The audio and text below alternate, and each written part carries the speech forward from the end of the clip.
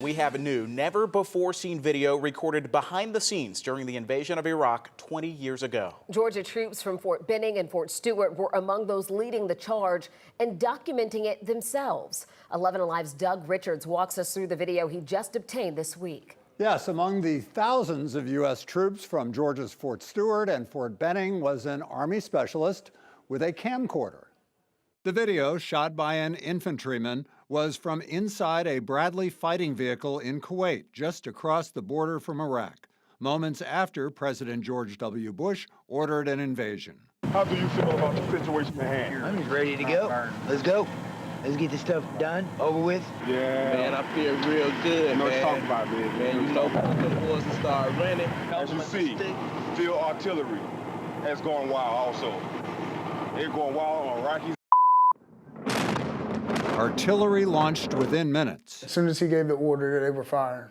We were firing. Johnny Grimes was 22, a comms specialist assigned to roll in a Bradley, as was his buddy Brandon Watts. Atlanta, Georgia. ATL. ATL. Stuck in a Bradley. So you're in this tin can, waiting for the ramp to drop. When the ramp of a Bradley drops, troops emerge in what they call battle rattle. We are in Iraq. This is Iraq right here. We're in this little position right here. Enemies all around us somewhere.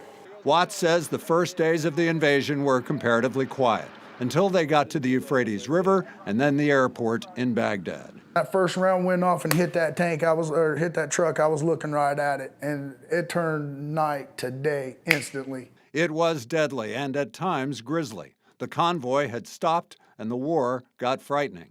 That one was close and personal. The airport, you're all within 50 yards. I know, it's a different animal. Watts and Grimes were on hand when a large statue of Saddam Hussein toppled. At that early moment, it seemed, prematurely, that the invasion had succeeded.